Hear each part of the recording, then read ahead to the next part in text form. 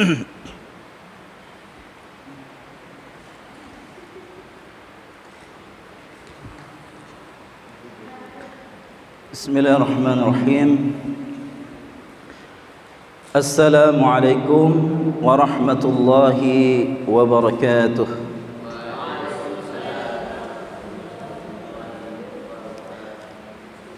Alhamdulillahi wa kafa, wassalatu wassalam ala nabiyil mustafa ahli sidqi wal wafa.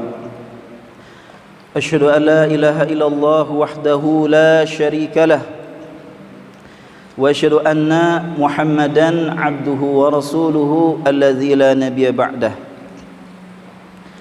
Allahumma salli wa sallim wa barik wa an'im ala hadzal nabiyil karim wa ala alihi wa ashabihi ajma'in.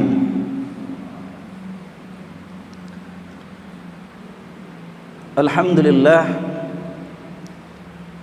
saudara-saudara sekalian kaum muslimin yang dirahmati Allah Subhanahu wa taala,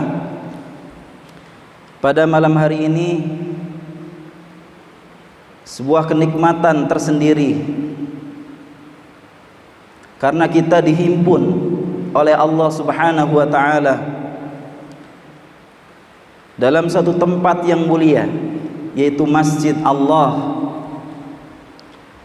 Kemudian dalam rangka tujuan yang mulia, yaitu thalabul ilm, maka berangkatnya kita adalah merupakan karunia, nikmat terbesar yang Allah anugerahkan, yang wajib kita syukuri, yaitu nikmat iman.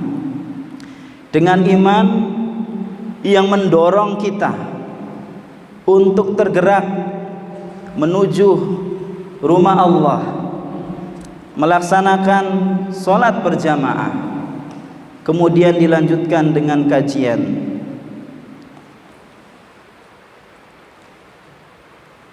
Salawat dan salam semoga tercurah limpahkan kepada baginda Rasulullah Muhammad sallallahu alaihi wasallam sebagai sosok teladan terbaik sepanjang zaman bagi umatnya, dan mudah-mudahan kita dihimpun oleh Allah termasuk orang-orang yang mendapatkan syafaat di yaumil akhir kelak. Amin ya rabbal alamin.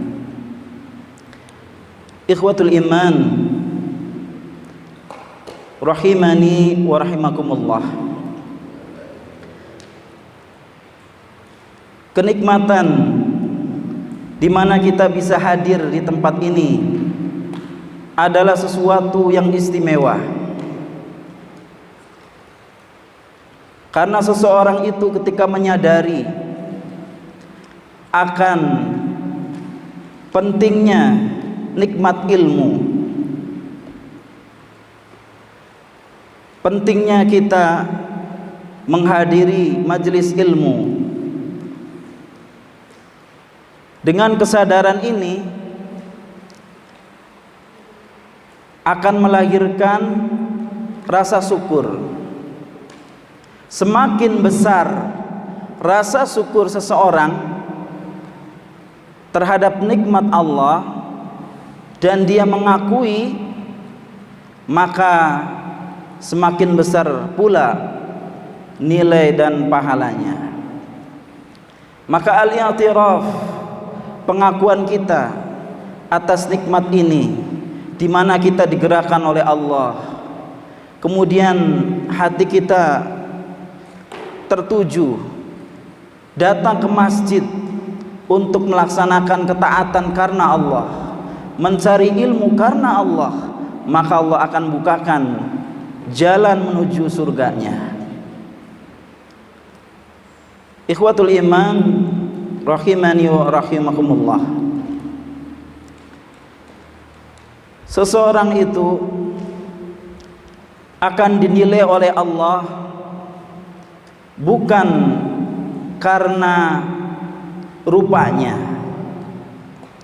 bukan karena bentuk fisiknya, bukan karena tinggi jabatannya atau bukan karena banyak hartanya, tetapi seseorang akan dinilai, dilihat oleh Allah adalah karena baik hatinya. Pembahasan kita kali ini insyaallah melanjutkan hadis-hadis yang sebelumnya, yaitu masih dalam bab al-ikhlas,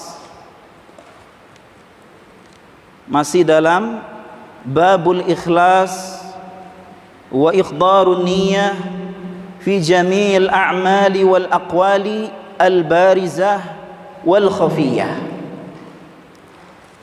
Kita akan mengulas hadis Rasulullah sallallahu alaihi wasallam dari kitab Riyadhus Shalihin, bab tentang an-niyah. Kenapa kita penting ya membahas tentang an-niyah ini? Karena pada dasarnya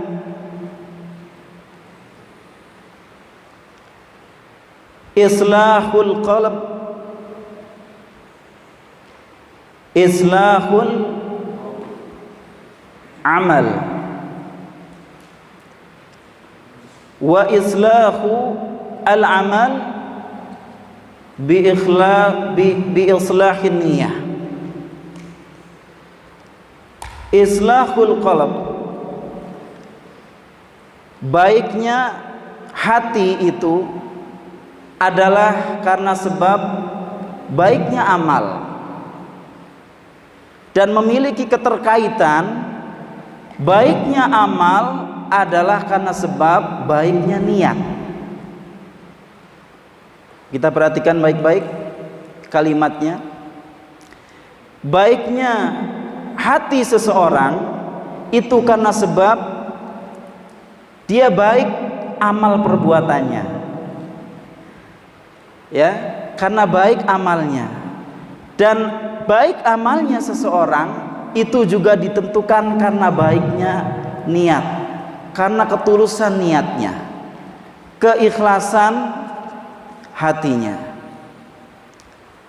Dan perkara masalah an-niyah dan ketulus ikhlasan ini adalah perkara yang wajib kita pelajari sepanjang hidup kita sampai kita menghadap Allah Subhanahu wa taala. Sampai-sampai Imam Ats-Tsauri, Masya Allah, imam, ya, seorang imam yang alim, pernah mengatakan, ma'alajtu syai'an ashaddu alayya min niyati li'annaha tataqallabu. Tidak ada sesuatu yang paling sulit untuk diobati atasku, kata Imam Ats-Tsauri,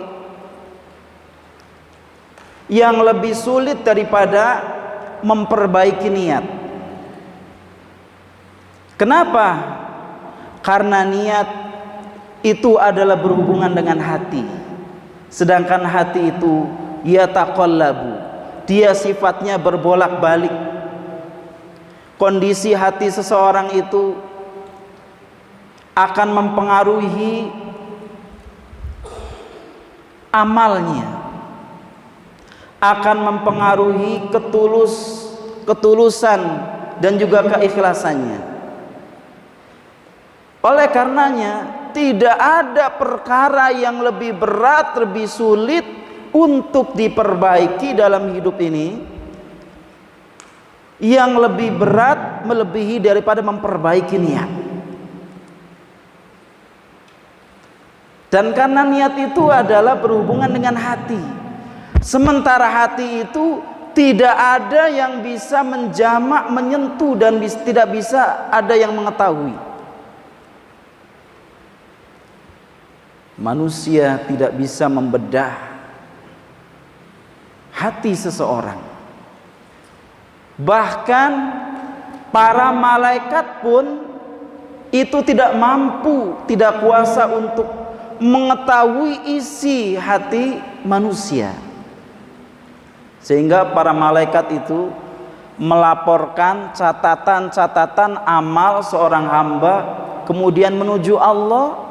Dia tidak tahu bahwasanya amal hamba itu ada yang dilakukan adalah amal-amal yang saleh, amal-amal ketaatan. Tetapi sejatinya malaikat itu sendiri tidak tahu apakah amal yang dikerjakan itu adalah ikhlas karena Allah, tulus mengharap ridhonya, atau bahkan sebaliknya, sehingga dicampakkan ya oleh malaikat setelah diperintahkan oleh Allah ke wajah orang tersebut, kemudian lalu orang itu diseret dan dijeburkan ke api neraka. Maka perkara keikhlasan, perkara niat adalah perkara yang besar yang harus kita senantiasa terus belajar dan belajar sepanjang hidup kita. Terus kita perbaiki, terus perbaiki dan terus introspeksi agar kita dikaruniakan oleh Allah keikhlasan, ketulusan, sehingga amal itu menjadi amal yang murni karena Allah dan diterima di sisi Allah Azza wa Jalla.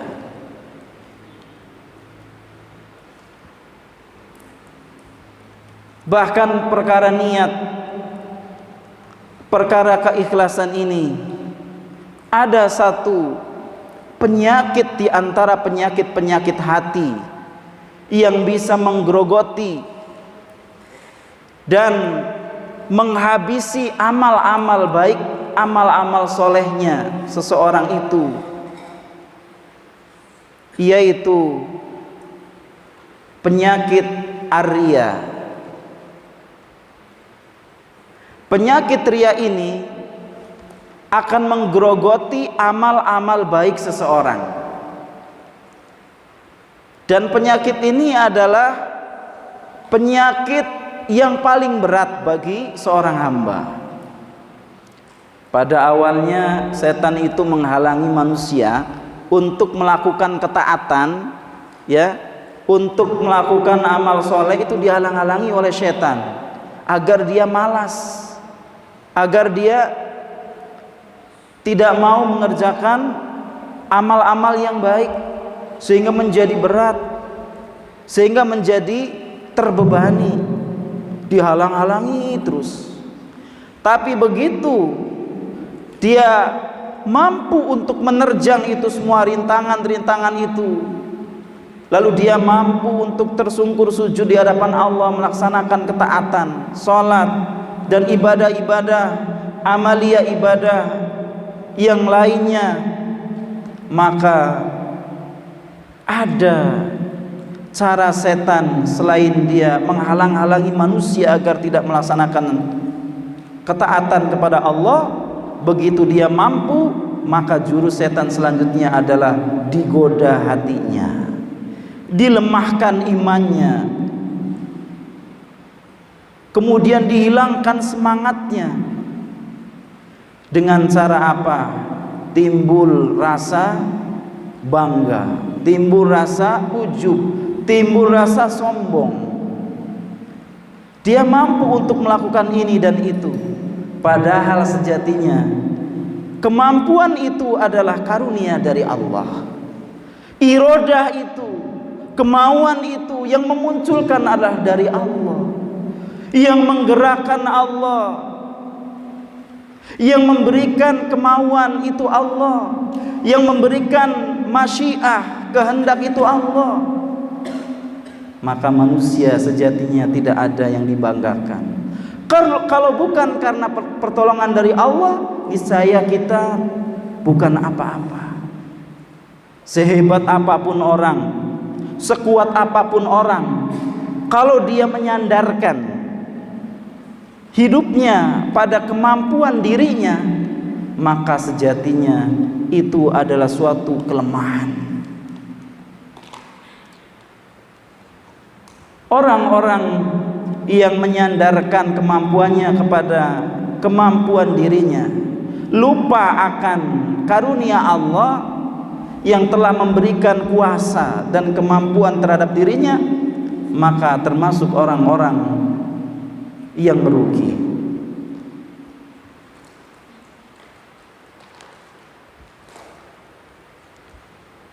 Saudara-saudara sekalian, kaum muslimin yang dirahmati Allah Subhanahu wa taala, maka mari kita belajar dan terus belajar menggali, baik itu yang berhubungan dengan keikhlasan itu sendiri ataupun penyakit-penyakit hati yang bisa merusak amal seseorang dan mengurangi keikhlasannya dalam melakukan ketaatan kepada Allah. Kemudian berkaitan dengan keikhlasan dalam beramal, maka amal-amal hatilah yang menjadi asbab seseorang itu akan diganjar oleh Allah, dibalas dengan pahala besar, pahala yang berlipat-lipat ganda karena memiliki amalan hati yang sungguh luar biasa. Maka perhatikan, dengan amalan hati itu yang menjadi kunci bagi Allah untuk Allah lihat. Allah akan melihat kepada hati seorang hamba, dan ini menjadi salah satu puncak penilaian Allah. Dan kebanyakan manusia lupa, lebih kepada memperhatikan fisiknya, lebih kepada memperhatikan penampilannya, dan banyak orang lupa bagaimana memperbaiki hatinya. Padahal inner beauty seseorang itu adalah ada pada hatinya. Kalau hatinya baik, akan tercermin amal perbuatannya jadi baik. Kalau hatinya rusak, akan berpengaruh kepada perilakunya sehingga menjadi rusak. Sebagaimana sabda Rasulullah sallallahu alaihi wasallam, ala wa inna fil jasadi mudghah, idza salahat salahal jasadu kullu, wa idza fasadat fasadal jasadu kullu, ala wa hiyal qalbu. Ketahuilah, kata Rasulullah, bahwasanya pada jasad itu ada segumpal daging, ya, ada segumpal daging yang menjadi penentu. Idza salahat salahal jasadu kullu. Apabila segumpal daging ini baik, bersih, suci,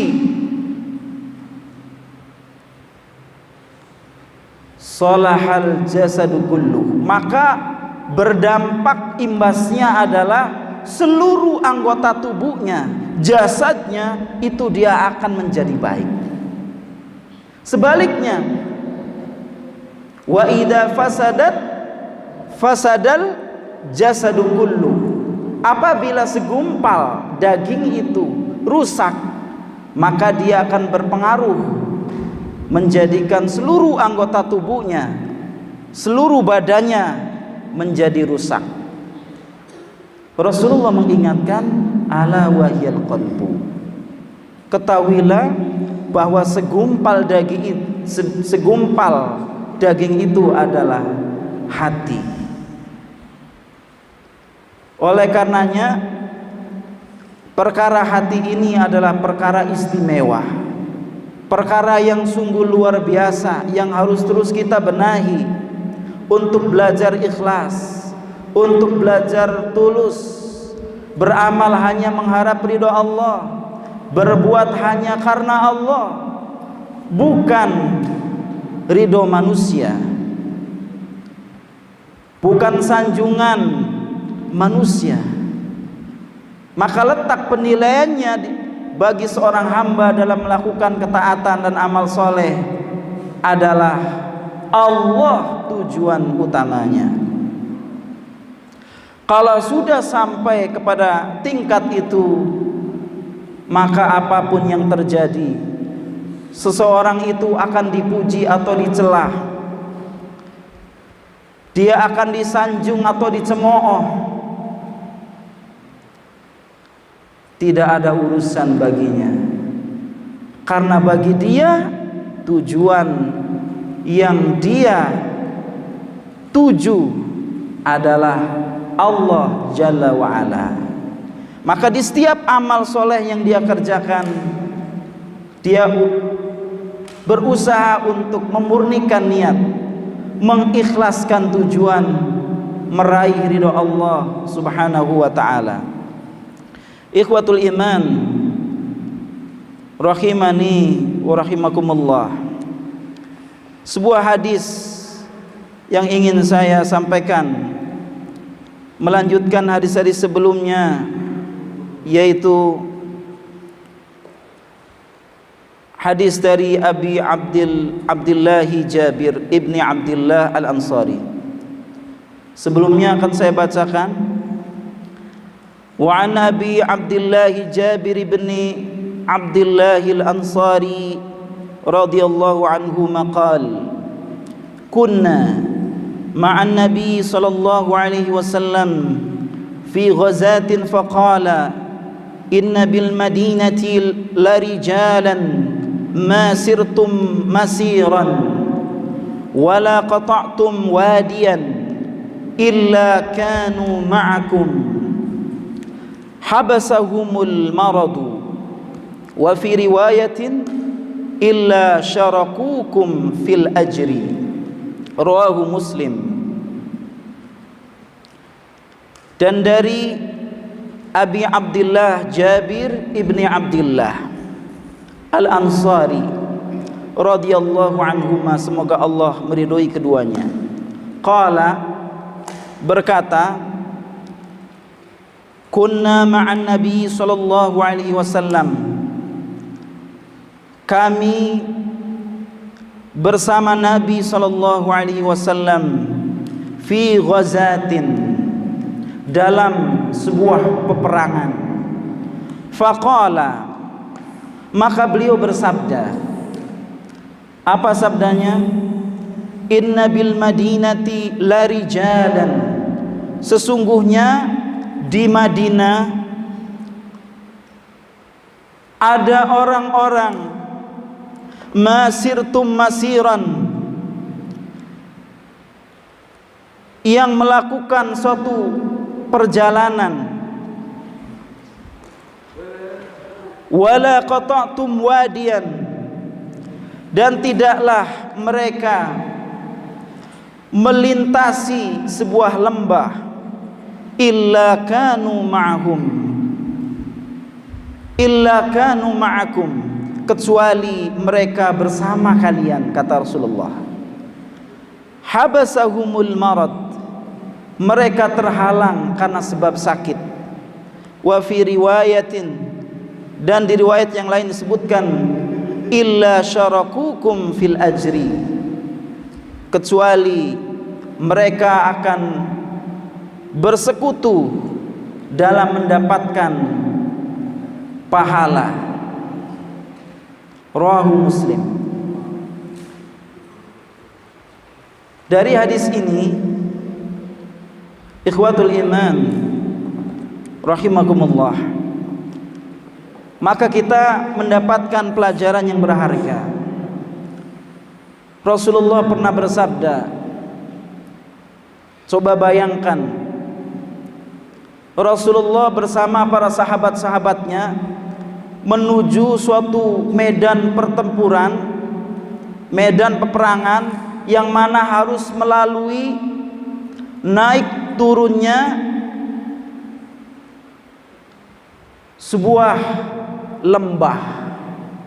Dia harus naik turun lembah, naik turun gunung untuk sampai kepada suatu tempat yaitu medan pertempuran. Rasul mengingatkan, di Madinah sana ada orang-orang yang tidak membersamai kita, kata Rasulullah. Mereka tidak bersusah payah naik turun lembah yang terjal dengan capek dan lelahnya berjuang di jalan Allah. Mereka berada di Madinah, tetapi mereka mendapatkan pahala sebagaimana yang kita lakukan. Kebayang tidak? Orangnya ada di Madinah, kemudian tidak membersamai Rasulullah dan para sahabatnya untuk ikut berperang dan turun naik lembah, ya, dengan susah payahnya, dengan capek dan lelahnya, tetapi mereka mendapatkan pahala yang sama, dengan pahala sempurna. Oleh karena sebab apa? Rasulullah mengingatkan, habasahumul marad, karena sebab mereka sedang sakit, yang sejatinya mereka rindu membersamai Rasulullah, ingin ikut berperang bersama Rasulullah dan para sahabatnya, tapi karena sebab mereka sakit sehingga tertinggal di Madinah, namun hatinya membersamai Rasul dan para sahabatnya. Orang yang semacam ini, kata Rasulullah, dia akan mendapatkan pahala yang sempurna, pahala yang besar, yang sama nilainya sebagaimana orang-orang yang melakukan perjalanan untuk menuju suatu peperangan dengan turun naik gunung ataupun sebuah lembah.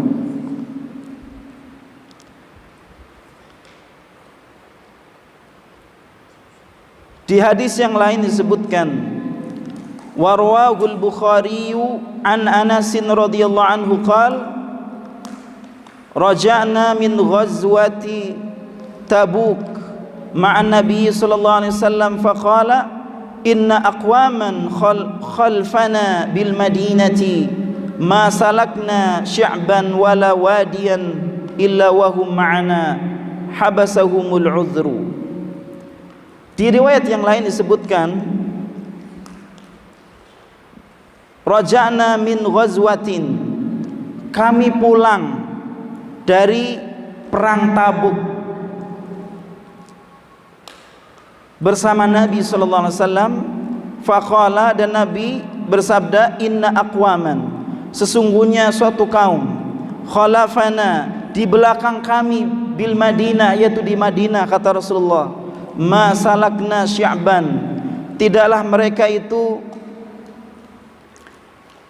menyusuri suatu gunung-gunung, wala wadian, dan juga melintasi lembah-lembah, illa wahum ma'ana, kecuali mereka membersamai kami, habasahumul uzru, mereka tertahan karena sebab memiliki uzur.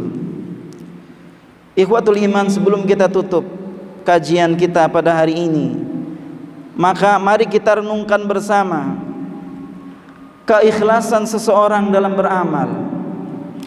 Ketika seseorang itu terbiasa melakukan rutinitas suatu amal kebaikan, kemudian lalu dia terputus atau tertahan karena sebab dia sakit, atau karena dia safar, atau bahkan karena sebab dia ketiduran, lalu kemudian kesempatan baik itu terlewatkan, maka baginya Allah catat sebagai satu amalan ibadah yang sempurna. Allah akan menilai niat baik seseorang. Allah akan membalasi amal seseorang apabila dia lakukan dengan kontinu, dengan rutinitas yang dia jaga. Kemudian di suatu saat kemudian dia tiba-tiba terhalang karena sebab sakit atau karena sebab yang lainnya, Allah balasi dengan pahala yang sempurna. Ini adalah rahmat Allah yang sungguh luar biasa untuk hambanya. Adapun seseorang apabila muncul di dalam hatinya niat untuk berbuat baik, beramal soleh, tapi ternyata dia belum sempat untuk melaksanakannya, tapi sudah muncul keinginan baiknya dalam hatinya, maka Allah sudah melihatnya, Allah sudah menilainya, Allah sudah mencatat. Talabul ilm, mencari ilmu, menghilangkan kebodohan, dan semoga Allah mudahkan kita dalam mengamalkan ilmu yang kita dapatkan. Barakallahu fikum. Terima kasih atas segenap perhatiannya. Mudah-mudahan Allah membalasi segala amal ibadah kita, dan semoga Allah mengaruniakan keikhlasan kita dalam beramal, sehingga kita bisa memurnikan niat, kita bisa Allah bebaskan dari semua penyakit-penyakit hati yang mengotori, sehingga kita termasuk orang-orang yang diberikan taufik oleh Allah dan amal-amal kita mendapatkan ridhonya. Subhanakallahumma bihamdik, asyhadu an la ilaha illa anta, astaghfiruka wa atubu ilaik. Wassallallahu ala nabiyyina Muhammad wa ala alihi wa sahbihi wasallam. Assalamualaikum warahmatullahi wabarakatuh. Menyebutkan nilai nominalnya, tidak serta-merta kita langsung menghukumi orang itu berbuat riya ataupun tidak ikhlas. Karena bisa jadi anak-anak sekalian, ketika dia beramal, ya, kondisi hatinya, ketika dia mampu menguasai kondisi hatinya untuk tidak berbuat riya ataupun pamer, dia hanya meniatkan agar menjadi teladan ataupun contoh bagi orang-orang, agar bisa orang-orang tertarik, ya, dalam melakukan suatu amal kebaikan. Atau bisa jadi ketika dia beramal bersedekah, kemudian disebutkan sama pihak TKM itu, selain dia menjadi contoh dan teladan, bisa jadi sedekah itu cuma sebagian saja yang disebutkan. Banyak sedekah-sedekah yang lainnya tanpa sepengetahuan DKM yang dia lakukan secara sembunyi-sembunyi, hanya dia dan Allah saja yang Maha tahu. Bisa saja yang diberikan itu misalkan 2 juta atau 5 juta, tapi di balik itu selain sedekah yang disebutkan, ternyata dia puluhan juta dia sedekahkan tanpa sepengetahuan yang lainnya. Dia hanya ingin memberikan motivasi, ingin menarik orang agar dia juga mengikuti langkahnya. Maka ini juga hal yang baik. Maka tidak boleh kita itu menuduh seseorang secara kasat mata atau zohirnya saja, karena memang perkara dengan hati, dengan keikhlasan itu adalah berhubungan erat langsung dengan Allah. Maka tidak ada yang tahu. Maka pentingnya di sini adalah kita tidak mudah untuk menunjuk seseorang, ya, si fulan berbuat riya, si fulan berbuat sum'ah, si fulan tidak ikhlas dan seterusnya. Karena sejatinya keikhlasan itu ada pada hati seorang hamba, dan tidak ada yang bisa mengetahui lebih detail kecuali hamba dan Allah Azza wa Jalla. Bahkan para malaikat pun tidak tahu rahasia keikhlasan seorang hamba tersebut.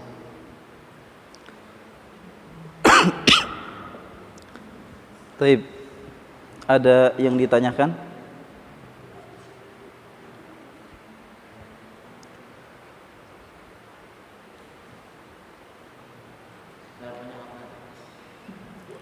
Apa? Ada yang ditanyakan nggak terkait dengan penyampaian materi tentang keikhlasan? Taib. Baik, kalau tidak ada kita cukupkan sekian. Ada? Ya, silakan. Yang berhubungan dengan materi, ya. Ada? Mukhlis ada? Ilyas?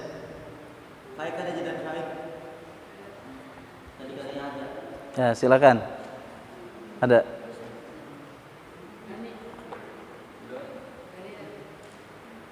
Ya, nggak apa-apa, nggak usah malu-malu. Kafata barangkali mewakili. Ada yang ditanyakan?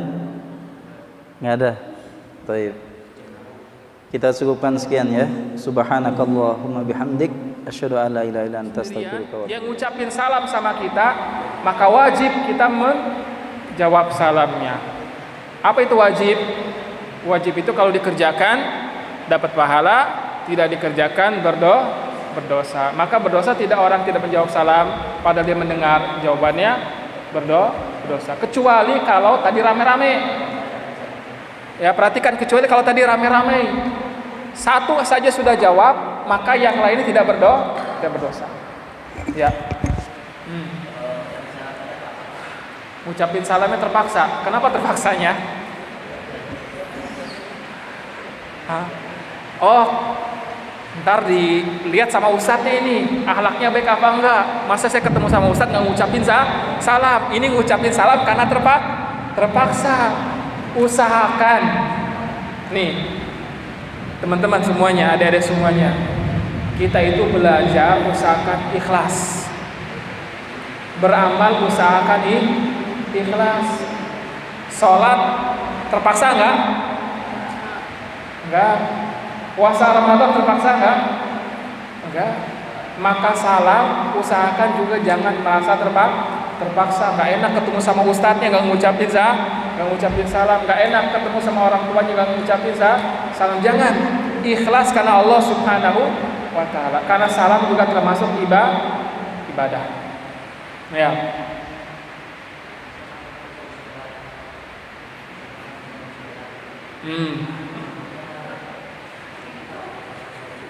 Kita lagi sholat, terus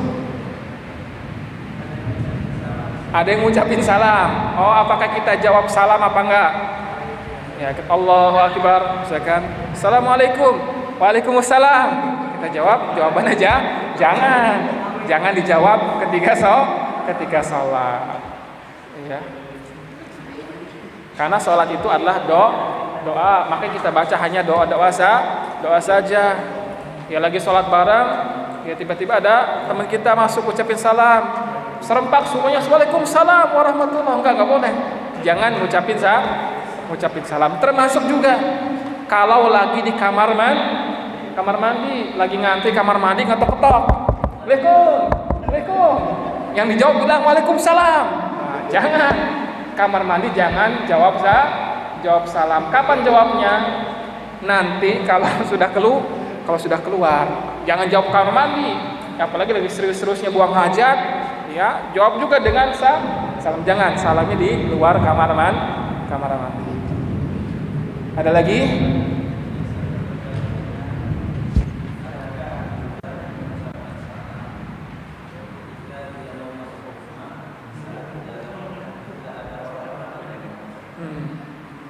Ya.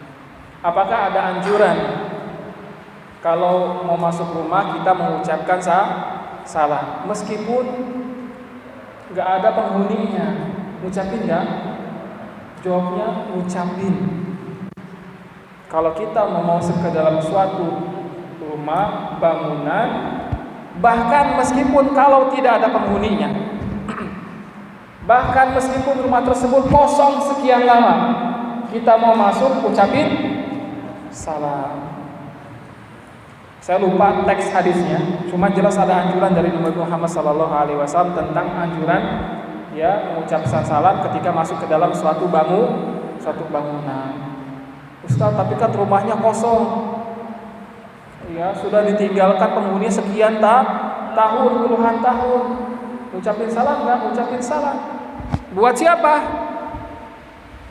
Buat penunggu rumahnya. Kan nggak ada yang nungguin. Tapi kan ada saudara-saudara kita dari makhluk jin dan juga Allah alam para malaikat. Maka kita tetap mengucapkan salam. Dan gak usah tambah-tambahin ya. Kan kadang-kadang kalau kita mau masuk ke rumah angker atau mau melewati suatu tempat angker, kita mengucapin apa? Waliyadzubillah. Ada mengucapkan misi mbak, ya misi ya penunggu pohon, saya numpang lewat, assalamualaikum, jangan. Ini hukumnya syirik. Cukup kita mengucapkan assalamualaikum. Masuk ke rumah angker, orang kan kadang-kadang ada yang ucapin mohon maaf, permisi, penunggu rumah ini. Nggak perlu, jangan. Ucapkan salam. Ucapkan assalamualaikum warahmatullah. Ya, ucapkan salam. Maka jawabannya ada anjuran dari Nabi, ya, ketika kita masuk ke dalam rumah maka mengucapkan salam, atau bangunan juga mengucapkan salam.